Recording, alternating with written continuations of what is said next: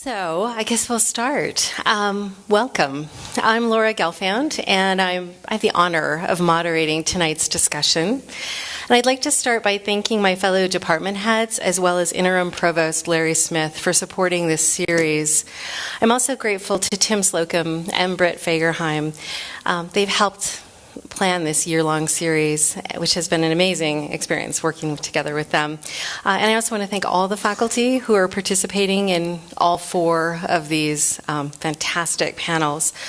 Some of the students in the audience may have been enticed here by the promise of extra credit. I'm not sure, I'm just guessing. At the very end of this discussion, I will put up a slide, and I invite you to come up and take selfies in front of it to prove that you were here. See? Proof in action.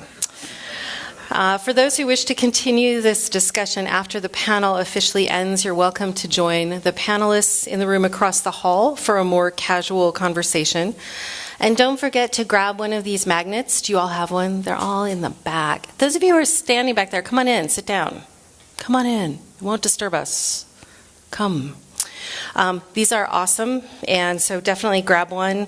They feature the 10 commandments of logic. You can use them to amaze your friends, influence your parents, and show off your dramatically enhanced command of critical thinking. So, I guess I'll use this guy. Tonight's distinguished panelists, who are all listed here, will begin by discussing how we know what we know, and why we believe some things and not others. Each panelist will speak for about 5 or 6 minutes and provide a case study or an example that will be used to jumpstart our discussion. I'm going to start this off with one quick example. Some of you may be familiar with the Dutch Baroque painter Johannes Vermeer.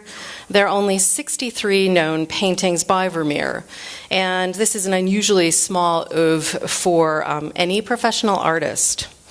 He painted extremely slowly and had a way of capturing light and space that differs from any of his contemporaries. Because they're so rare and he used such expensive pigments, his paintings are also extremely valuable. So it was newsworthy when suddenly in the late 1930s, several unknown Vermeers suddenly appeared on the market. These new Vermeers were met with almost hysterical excitement. Abraham Bredius, a famous art historian, declared that one of these paintings was Vermeer's masterpiece, you can see it there, and that it surpassed all known Vermeers. It was something of a surprise then to find that in fact a frustrated, unsuccessful artist named Han van Meegeren had forged all of these paintings. People were so unwilling to believe this that they made him paint one of them in a courtroom to prove it.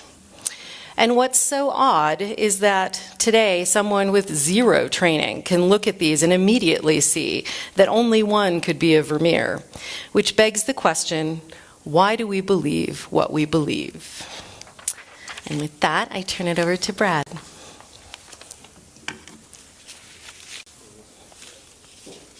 The switch there, sounds like that works.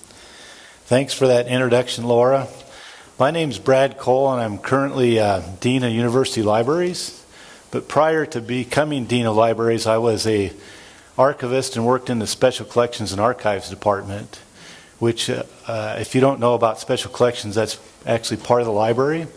And it's where we, at least at Utah State University, we have documents and materials that are relevant to the history of the university and of the region. And as an archivist and a historian, one of the biggest pleasures one can have is that shiver of excitement when you find a new and interesting, significant document in the archive. And sometimes these documents will arrive in mysterious ways. You can find them in a collection, or somebody will show up on your doorstep with an amazing item. But as professionals, we initially have to put that excitement aside at first and decide whether this document is actually real or not. So we're really required to authenticate the document. We usually use 2 or 3 different methods. Probably the most critical one is we look at the provenance, or the chain of custody or the ownership of the document. Basically, where did this document come from and how did it get to me? And next, we would look to see the content of the document, if there are other records that can corroborate that content, like maybe a local newspaper article or something like that. And finally, we'll look at the physical document itself. The ink, the paper, does it really represent that time period it's purported to be? And if it meets these tests, then we do get excited and we tell the world about it and bring them into our archive to use that document. When I first started in special collections in the early 1980s, discoveries of important LDS documents were happening at a rapid pace. It seemed like almost every month. As a matter of fact, one of these discoveries actually happened in special collections at Utah State University when a young pre-med student came into the archive named Mark Hoffman, who brought with him a folded piece of paper that was glued together that he had found tucked into an 18th century Bible. And he had discovered this thing and didn't know how to open it up. So he brought the document into Jeff Simmons, who was the head of the special collections at the time, to see if he could help open it.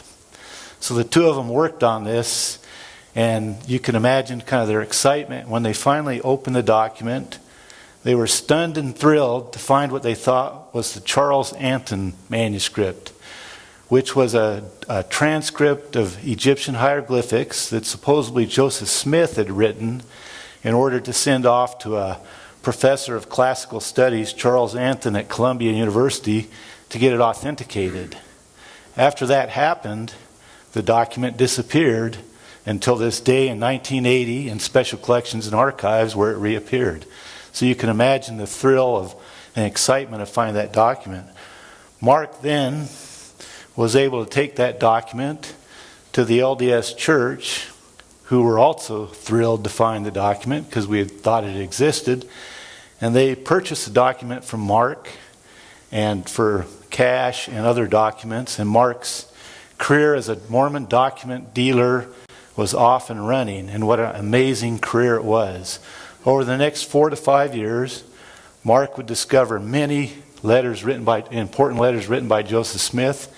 This one here, the Salamander letter, was one of them. He actually discovered the earliest printed document from the American colonies, the Oath of a Freeman.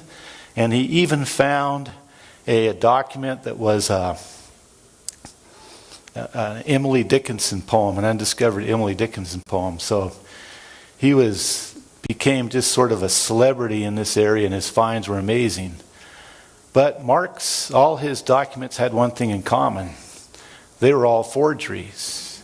And how did Mark do this? He had Mark was clever, basically a con man. He was a skilled forger, but with the LDS documents, he would take scenarios that we thought existed, like the Anton manuscript, and then he would create that, and so people thought it was realistic.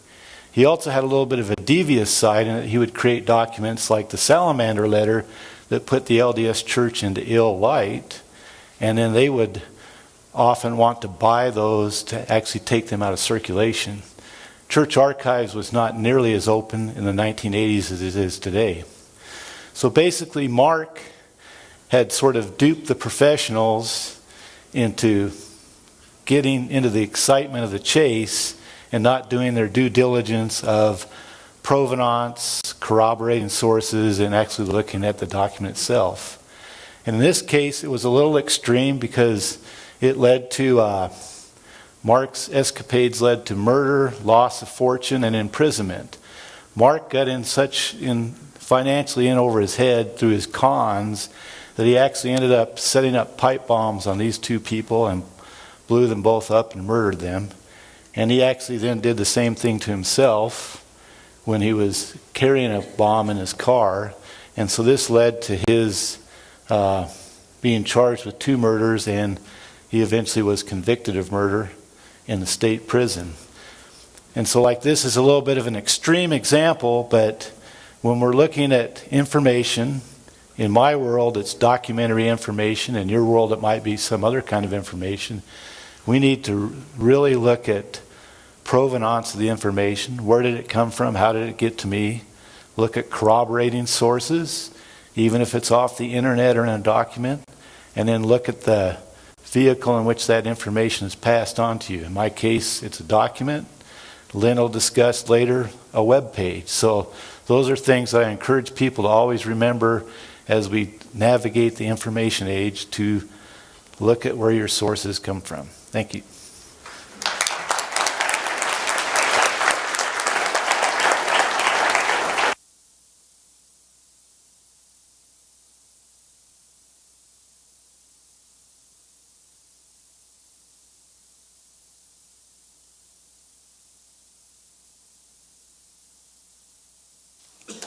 Okay, so we're going to take this a little different direction because I study carnivore ecology. Now, when I was thinking about how to fit carnivore ecology and the science and research that I do into this framework, I was struggling at first because there are stacks and stacks of studies on carnivores, especially large carnivores, at least in comparison to other wildlife species.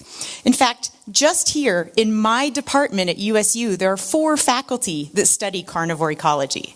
So you can imagine how much data or truth and proof are out there.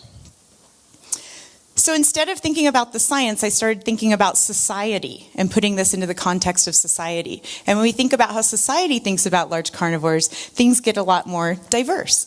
So we have people who love things like wolves and will do anything to protect them. And on the other side, people who would do anything to get those wolves removed from the landscape. And this can get pretty extreme. A lot of times the people on the extreme wolf lover side will claim that wolves save the world. They save the ecology. They save all the butterflies and bees and rivers and everything in the landscapes where they exist. Now on the other side you have people that think the wolf is pretty much a variation of the devil. If you don't know Saddam Hussein, I know that's a little outdated.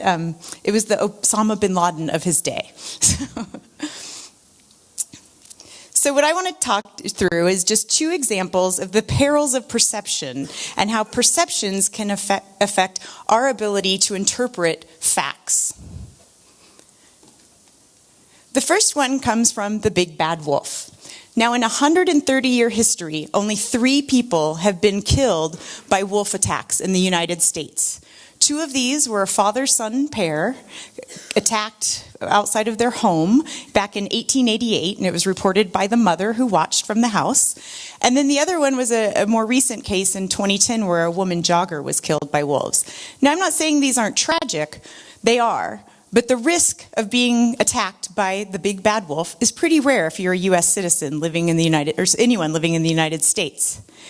However, that hasn't stopped people in areas where the wolf has recovered from creating these cages where their kids can wait for the school bus every morning. Okay, that way they're well protected from the wolves that have recovered in the nearby wildernesses. Now, what I'd like to point out is what the real facts are. And that is 17,000 kids in the United States every year go to the emergency room because of injuries related to getting on and off or riding on the school bus.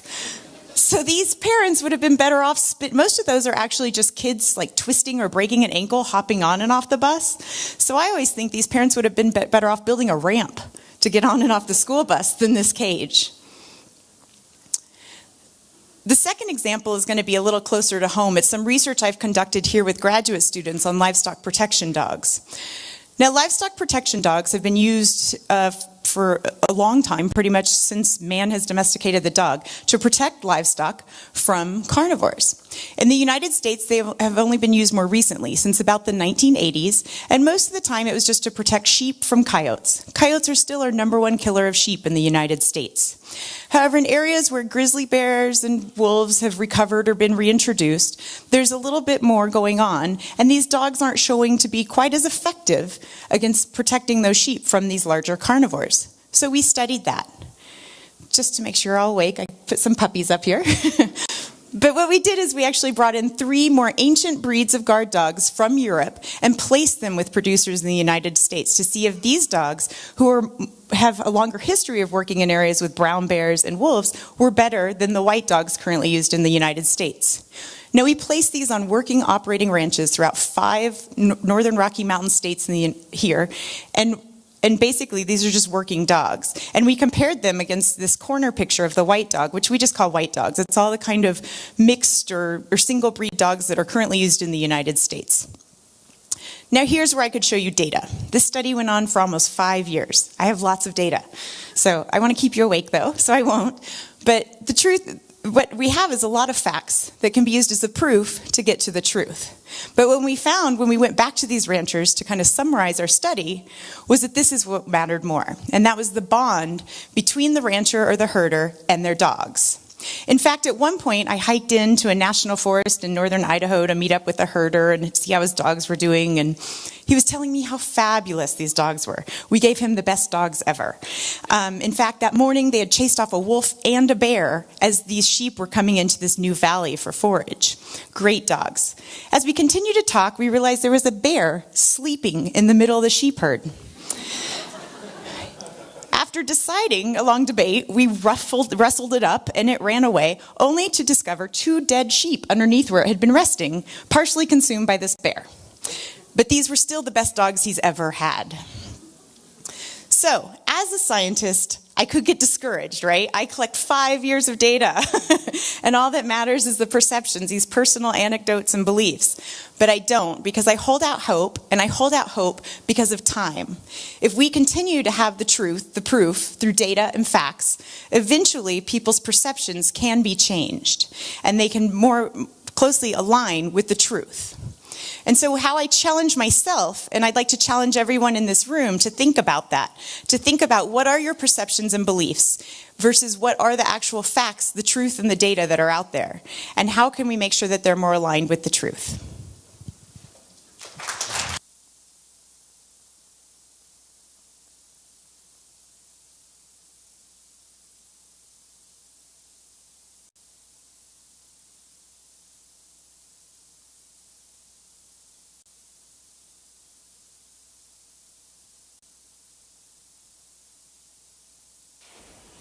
Can you hear me? I hope so. I can hear me. So, we all like to imagine that we are rational people. We like to imagine that we think scientifically, and when we do research, that's a worthy thing to strive for. But lots of the information that we take in the world comes to us outside of the research process, right? So the way that we determine truth about a lot of things is far more experiential and personal than objective and research-based. And I'm not saying this is ideal, I'm saying this is reality. I'm a folklorist who studies fake news, and long before fake news had come on the scene as an issue, folklorists were studying cultural forms that move through a population in ways incredibly similar to fake news, legends and rumors. Fake news can have its origins in a lot of different places, as maliciously created incorrect information, as decontextualized satire, or even as honest mistakes by journalists. But once it's separated from that point of origin, once it's information that we're sharing person to person by word of mouth in conversation, it's almost indistinguishable from legend and rumor. Now, for a long time, folklorists have been intentionally agnostic about the truth of legend and rumor. The party line has always been that it doesn't matter if, for example, a businessman actually had his kidneys stolen and woke up in a bathtub full of ice, or if gang members are driving around Ogden with their headlights off waiting for helpful drivers so they can murder them as a gang initiation. The way that folklorists look at this, the important question that we want to ask is why so many people want to believe in those sorts of stories. Why people are so invested in the possibility that those stories could be true. And what we want to ask ourselves is, what are those stories dramatizing? What are they articulating that keeps them in circulation for so long? That's the question that folklorists have always asked about legend and rumor. But these days, saying that the truth doesn't matter is not so easy. So the symbolic truth of legends is still valuable, but false information is moving faster than ever. And it affects how we vote, it affects how we spend our money, and it affects how we interact with each other. So as a folklorist, I'm suddenly faced with the need to help people dig out the actual truth from their metaphorical truths. But how do we begin? Well, one point that I'm interested in is the question of who we see as the source of information that we learn in informal cultural contexts. Like when my dad says to me, "Did you hear what the president said this morning?" He's not telling me a story. He's telling me something that happened.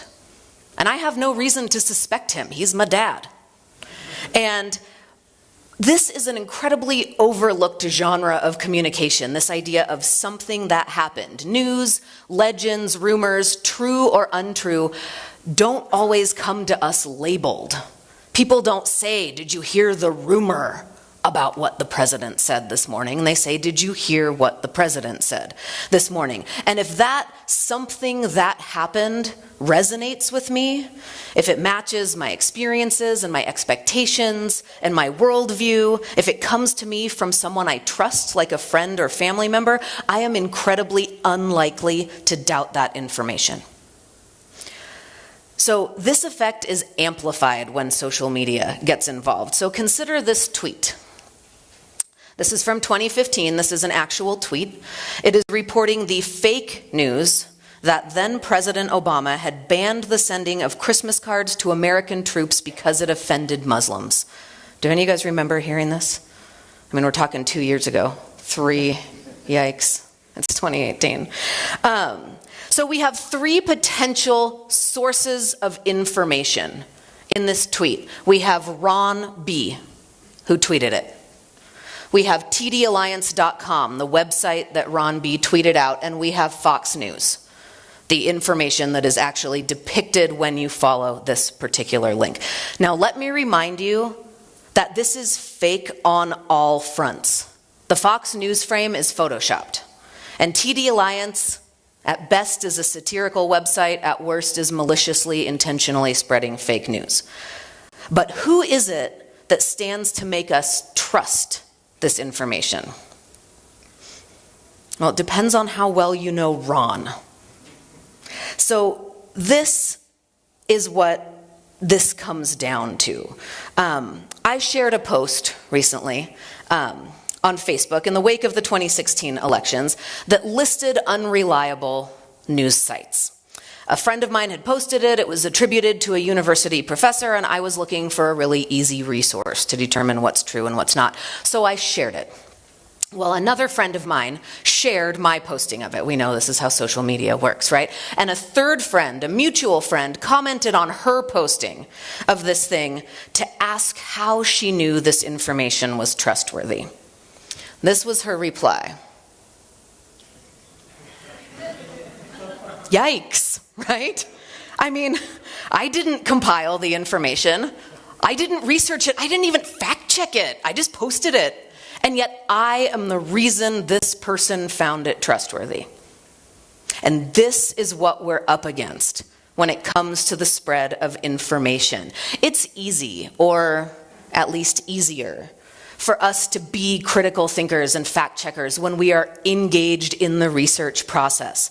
But it goes against all of our instincts to fact check family and friends in casual conversation, whether online or off. But the truth is that we can't afford to overlook the informal contexts in which we get information. And when we turn our critical eye inward at ourselves, which we should be doing, we need to be asking ourselves the folklorist's question: why do I want to keep believing this? Thank you.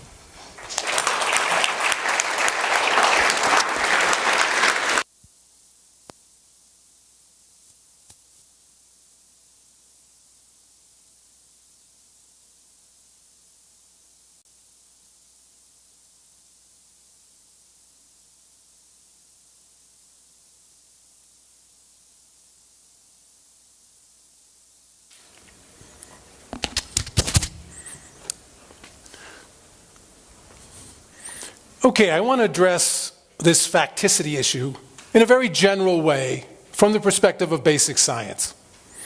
In science, we often like to say that any scientific claim should be regarded as provisional, in the sense that it certainly can be modified or falsified by further data or observations.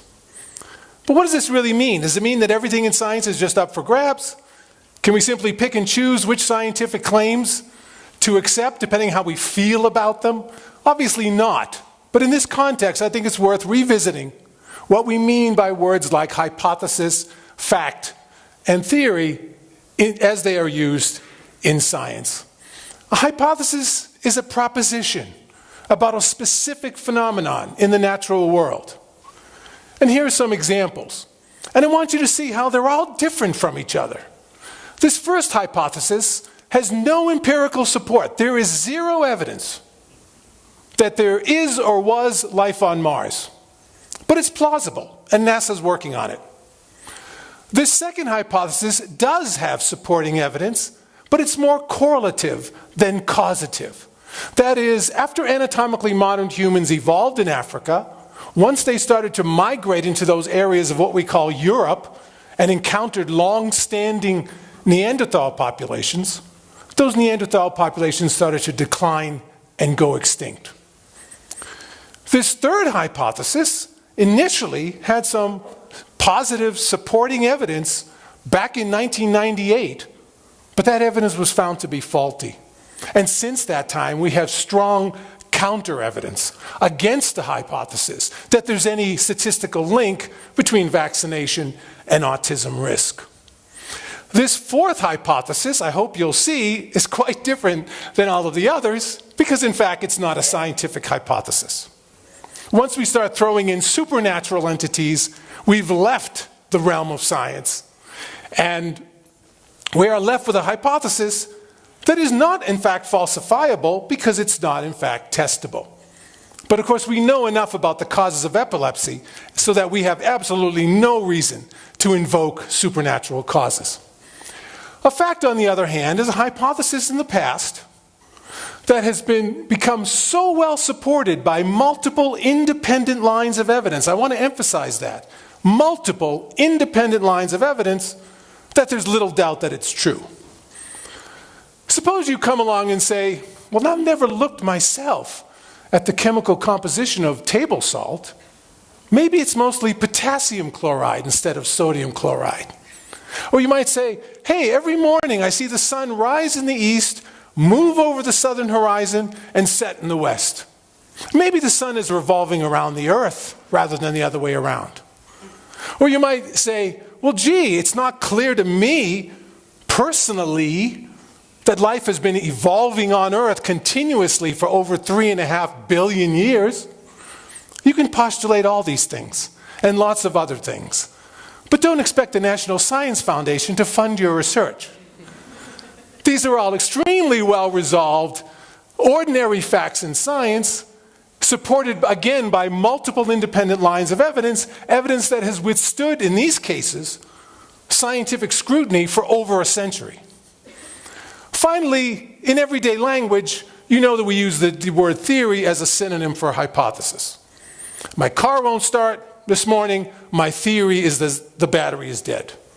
In science, theory has a much broader meaning in that a theory is an interconnected whole body of statements meant to explain a wide variety of observations in a particular field, explaining an entire group of phenomena. Atomic theory was indispensable in the 19th century and the early 20th century for the development of chemistry and physics. Evolutionary theory is indispensable for obtaining a complete picture of any biological phenomenon because everything we work with in biology, everything we can get our hands on, has a particular, singular evolutionary history. Plate tectonics is indispensable in geology for understanding the dynamic rather than static nature of the surface of the Earth. And it explains a whole bunch of things, such as why the continents are drifting and why certain parts of the world are hotspots for earthquakes and volcanic activity. But how do hypotheses transition into facts, and how are facts and hypotheses combined into general, useful theories? Well, if you've been following what I'm saying, it all ultimately comes down to the evidence. What is the weight of the evidence, and where is it leading us? Sounds straightforward. Sounds simple. It isn't always. Okay? We have to be very careful about the nature of evidence. Certainly in science, but I would argue outside of science as well. Evidence cannot be personal. It must be verifiable by other individuals, including individuals that have no vested interest in the outcome. And if you look at the history of science, there are always forces in society that almost seem to be trying to steer us away from evidence-based thinking in the first place. I think this is a mistake, and we have to be very careful about the nature of evidence, and I think this is something we might get into in our discussion. Thanks.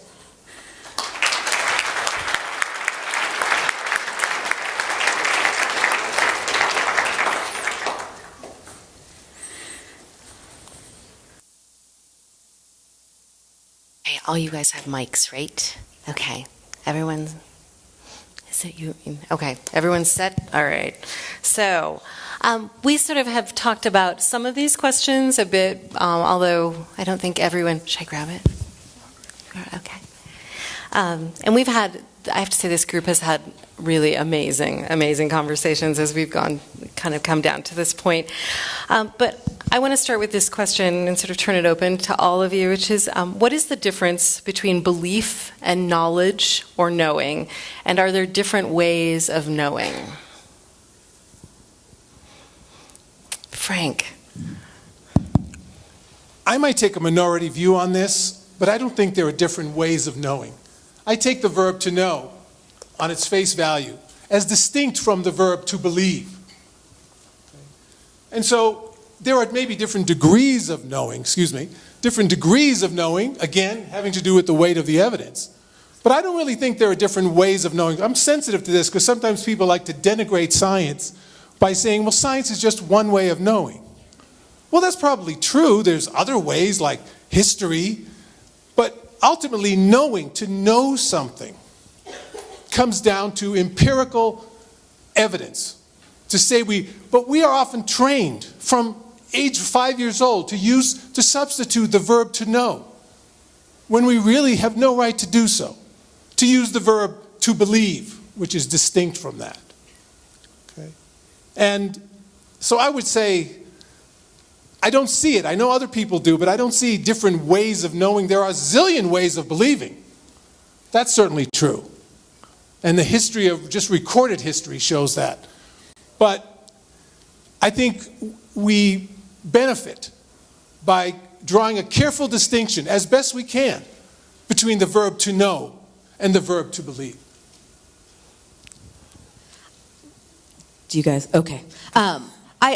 On the whole, I agree. I'm speaking as a folklorist here and also as an academic, and so I think evidence is a thing that we need for any judgment that we make, but I think that often that line between belief and knowledge is an incredibly personal thing for people. I think that people's experience of it is something that is derived from the lived experience. And I think the tricky thing here is that applies to science as well as to things that we might more easily put in the realm of belief. So an example that always comes to my mind is gravity. How many of you believe in gravity, by a show of hands?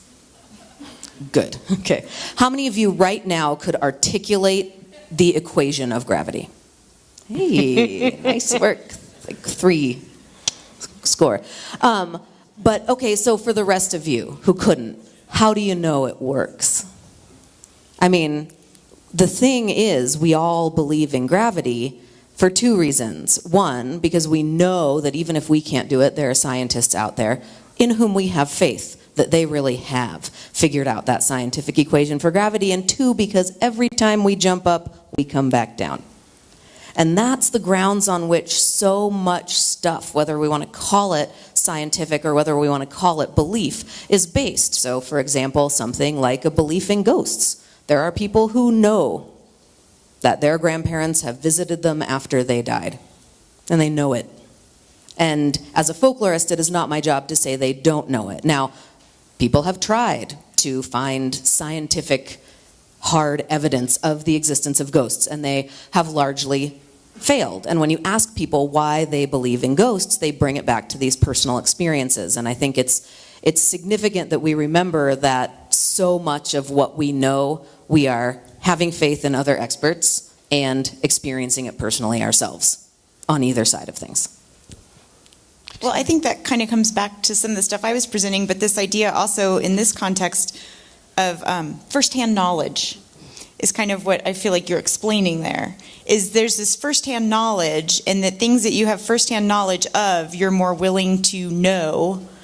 But I think it can lead to some perilous situations where you mix what you know with what you believe and aren't necessarily relying on the real facts and the hard evidence, back to kind of what Frank was bringing up, to really separate knowing and believing. Yeah, I think a big question too is how, and this is the question. I'm not saying I know the answer to this, because this is the question that keeps folklorists up at night. Is what is the value of that separation? Mm-hmm. What is the pragmatic, useful value to you of knowing whether something is belief or knowledge? How does that affect your daily life? I mean, I think that the study with the dogs, and what it comes down to is, like, these guys love their dogs who uselessly sit around hugging them while bears eat their sheep, is one of those things where when we look at the sort of a holistic being of a sheep rancher, that relationship with that dog is a valuable, significant part of their everyday life. Maybe it's worth 2 sheep. They might not think that in a long statistical run, but in their lived experience and in the culture of sheep herders, I don't think I have that term right, that might be what we might be learning, is that's more valuable to them. And that's one thing, in my case study with Mark Hoffman, I think that one way he got away with what he did is he created things that people believed had happened without really willing to look at, whether the difference between knowledge and belief. And so I think that that's the thing in history you got to be pretty careful with, and how you approach, because I've known colleagues that'll start, their hypothesis will be, I believe this happened and I'm going to go try to prove it, and that's a kind of a little bit of a fool's errand there. So. I would make a distinction between what my esteemed colleague here said, and I would not make an equivalency between belief in ghosts and belief in gravity. I'm not saying you were doing that, of course. But you all know, you can dig into why we know what we know, and what we don't know, for that matter, about gravity.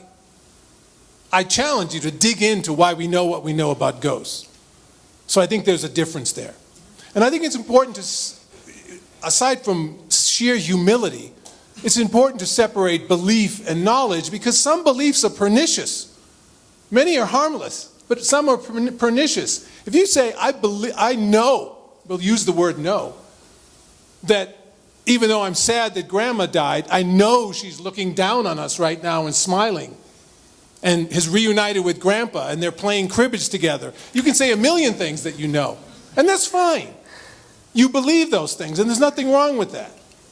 But when you start to slip into knowledge of pernicious beliefs, and you say, I know if I fly this plane into a skyscraper, I'm going to be rewarded in paradise. I think there are circumstances where we want to rein in some of our knowledge and recognize it as beliefs. I'm not going to say mere beliefs. I think Dr. McNeill makes an excellent point in terms of the value of beliefs to someone's worldview. But I still think that there are distinctions that we should, at least, despite the blurriness, to try to make between knowing something and believing something. I 100% agree with the encouragement to dig deep. I think that, we would all be better off if more than 3 people in this room could have said, yeah, I know the equation for gravity. But I think that we also want to strive for a sort of symmetry in that. I think that if if science is worth digging deep into, then perhaps belief is worth digging deep into. And that on an ethnographic, perhaps if not a scientific level, we can say that it might be a worthwhile thing. And this is a thing that people are doing. There's a lot of push in the field of medicine to understand the cultural context within which people perceive themselves to be sick and things like that. And not just because of the placebo effect and the idea that that does genuinely affect their health, but because treatment, customized care that takes cultural realities into account serves people better. And I think that I think that neither side can afford to be dismissive, which I know you were not being. That the phrase mere belief does get used a lot, and I think it's good that none of us are doing that. But I think that the encouragement that we dig deep equally, even if that just leads us down a weird, path of ghost hunting, which would be awesome, then I say we do it. There were a couple documentaries, weren't there? Bill Murray was in them. Then it must be true. It's required viewing in our program. Well, so speaking of that, and I quite like this question. So are harmless beliefs okay? Like you mentioned, pernicious beliefs, but I'm thinking sort of along the lines of my personal favorite, Bigfoot. So is it okay? I mean, are there some that really are just flat out okay? I mean, obviously there are some that aren't, but are there any that are okay? Well, I'd like to speak on this first because as someone in a wildlife department, there are faculty in wildlife departments who study Bigfoot. Yeah. And so something that seems like it is harmless no longer becomes harmless because it makes a joke out of being a faculty member. There are other faculty member in that particular department that they feel like they have been degraded because someone else is equal standing to them that studies this make-believe creature. So I think I'm not saying that it doesn't mean that some beliefs can be harmless, but it becomes a slippery slope really fast. Okay. So you're saying Bigfoot doesn't exist? I'm saying there's no truth or proof to it. Well, I think it's harmless on its face, but it can be harmful because it can lead to sloppy thinking. People who believe in Bigfoot, when you talk to them, they often don't carry it forward to realize what they're actually postulating. That there's a large, primate, I don't know what you'd call it, that's bipedal. Our lineage evolved bipedal locomotion uniquely among mammals, and it took millions of years for this to happen gradually in Africa. We have another bipedal species, and you can't maintain a mammal population with a few individuals. There are minimum population sizes for viability. So this thing persists at some population size without leaving a single scat, a single clump of hair, a single set of bones anywhere in North America. And there are no native primates, by the way, in North America. So who knows where this thing came from and what it's related to. So what I'm saying is you've got to probe, as Lynne says, more deeply. Whether you like believing in Bigfoot or not, it can be harmful and that can engender sloppy thinking. And you see this, you see this when people say, but can you prove Bigfoot doesn't exist? Without even stopping to think how illogical that is. Try to close your eyes and imagine what that evidence would look like. That Bigfoot or leprechauns or elves or whatever you want to name doesn't exist. How do you get that evidence? Imagine you're in a lab. Put it another way, and then I'll shut up. Imagine you're in a lab, and your lab mate down at the bench says, "Eureka, come take a look. I just found a new species of bacteria that doesn't exist." Would you congratulate that person or help them make an appointment at psychological services? And so when people come back and say, I believe in leprechauns or Bigfoot, and you can't prove it doesn't exist, they're giving you ample evidence of sloppy thinking. I think that the belief is not the danger. I think the sloppy thinking is. But I think a bigger danger is assuming that the people who believe in a thing we think is impossible are inherently sloppy thinkers because they believe in it. I don't know how many of you have talked to a lot of Bigfoot hunters, but I have talked to a lot of Bigfoot hunters. And a surprising characteristic, not that all of them share, but that a good number of them share, is that they are not sloppy thinkers. We can't just say they're sloppy thinkers because they have come to a conclusion that we don't agree with. Until we've done the work they've done, which none of us are probably going to do because we don't work at a university that's paying us to find Bigfoot as an actual biological reality. And I think that this is where we get into the difficulty about this is if you study supernatural belief, one of the most astonishing discoveries you will make is how rational people are being. When they say they believe in Bigfoot or they believe in ghosts or they believe in fairies or whatever it is, people do not just turn into insipid morons. When it comes to belief, people use the same level of critical thinking that they apply across the rest of their lives, which is of course variable. Some of you, I'm sure, are incredible critical thinkers and some of you maybe are not. But people do apply this, and there are people who don't. I don't know if you guys remember when Finding Bigfoot came here to Utah State University. They had their town hall meeting where they invited people to come talk about their experiences with Bigfoot and possibly be featured on the television show. And there was one person in the audience there who claimed that in any given day, 17 Bigfoots visit her at her home. And that she waves to them and says, "Hi, Bigfoots," and they wave back. And do you think they asked her to be on the show? No. There was one guy who'd driven up from Ogden, who was a snowplow driver, who was really gruff, and who was like, "Look, I don't believe in things, period. Like, I just don't ask me to believe in things. All I know is I was driving home one night, and I saw something, and it was snowy, and it crossed in front of my plow, and it was not a person, and it was not a bear, and I don't know what it was, but I'm hoping you can tell me." He made it on the show. Because what he showed there was his whole ability to think rationally. And he didn't say, "I know it was Bigfoot." Most people, when the problem is we ask people if they believe and we give them yes or no options. And the answer is almost always neither yes or no. When you ask someone if they believe that walking under a ladder is bad luck, the correct answer is no. Because you know it's dumb if you say yes, right? But the real answer, if you really get people talking about it, is, well, I mean, no, I mean, I don't think it's bad luck, but I mean, it's probably like, karmically silly. Like, I mean, why tempt fate, show the universe I don't care about its weird rules.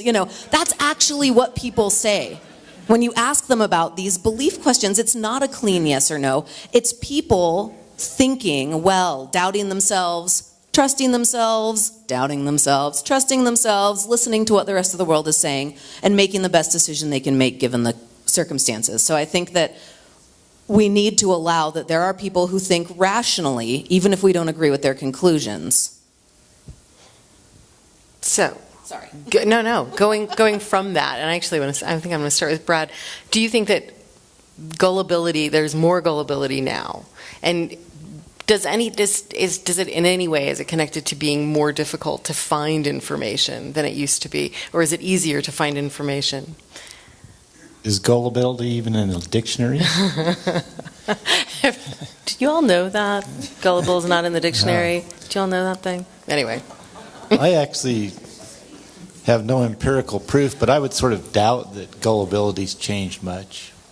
When you look at, there's more opportunity for it, I guess, but I think that people have, you look at historical record, and there's always been, like you had the example of the painter, the Vermeer, and my example, and there's been forgeries and things like that all through century, Piltdown Man. I mean, it's brought, you look at all sorts of statistics now, and people say it's the worst crime now or whatever, and yet when you look at things statistically, it's not. So I'm guessing that just because of the mass amount of information, we would think it's more opportunity to be gullible, but I doubt it, but I really have no idea. Well, I would say on the flip side of that, I agree. There's probably more information out there now that is false, and it's just coming at such a rapid pace that it's hard, like what you did. It's coming so fast, and you just wanted something, so you just believe it and flip it back out into the world. But at the same time, there's also this rapid access to information of the truth. And so if you want to take the time, it's easy to not fall, I think, for those gullible moments, because for every piece of piece of information that's coming rapidly, there's another piece of fact coming rapidly as well. Ditto. I think it's probably too soon to tell if these new avenues of information, including false information, increases gullibility. But I think this would be resolved with more time. Certainly I think we can say it's high, and we have evidence that it's always been, in some ways, surprisingly high. And I think of it from the perspective of scientific illiteracy. Throughout my lifetime, which unfortunately is not that short, there's been a steady 40% of Americans or so who think the Earth is less than 10,000 years old. That's off by a factor of 1,000,000. There are multiple lines of evidence, chondritic meteors, moon rocks, lead isotope ratios, since the late 50s that have shown the age of the Earth is 4.5 billion years old. It's like what I was presenting, a well-established fact in science. But that gullibility, I think, contributes, in terms of where people are getting this other false information, to a 40% of Americans thinking the Earth is less than 10,000 years old. Richard Dawkins and other folks have made the arithmetic comparison that given the true age of the Earth, that's equivalent to thinking that the distance between New York and San Francisco is 50 feet. Now, can you imagine if 40% of Americans thought that the distance between New York and San Francisco were 50 feet? There would be Senate panels going into what's wrong with our educational system? What's wrong with our teachers, our parents? Don't they teach units of distance? And yet, 40% of Americans believe something just as absurd, off by a factor of 1,000,000, and nothing happens. And that number, to go back to Lynne's question, has stayed steady, a steady 40% of Americans. Since the first evidence started coming in 60, 70 years ago, think the Earth is less than 10,000 years old. So there are sources of gullibility that are not new, but these new ones may or may not intensify that. Okay, so scientists make people in the humanities often, I don't know, they're often make us a little anxious. And I'm wondering, when scientists are not acting as scientists, are they susceptible to the same biases as everyone else? Of course. That presupposes that scientists are somehow a different class of human beings or species. We are. Except for my colleague here, Homo sapiens carnivorensis. I mean, to me, that's like asking, do scientists get cancer, or do they argue with their spouses or something? And so clearly, not only do scientists have biases, as you asked, Laura, about outside of science, scientists have biases within science. But it's our job, and the proof of the pudding is in the eating, it is our job to root those out. But absolutely, I mean, I've known scientists who believe things that are transparently false of scientific matters, because they compartmentalize their scientific knowledge and beliefs. And maybe I'm doing that, but we have to work against it. Yeah, I think actually working, like I mentioned, working with people from different, scopes of life basically has really shown me, and that's how I try to challenge myself now more regularly, is the way I say scientists check your bias at the door, but that's unrealistic to do. And so we just have to do the best we can through our data and through our analyses to continue to check ourselves. But yeah, I mean, lots of times things get retracted, and sometimes it's just error, but sometimes it's because of those biases that led to those errors. I have a friend she's a folklorist in North Carolina, and she works in a medical school. She looks at the influence of informal culture on the practice of medicine. And she has a day where she teaches mostly nursing students.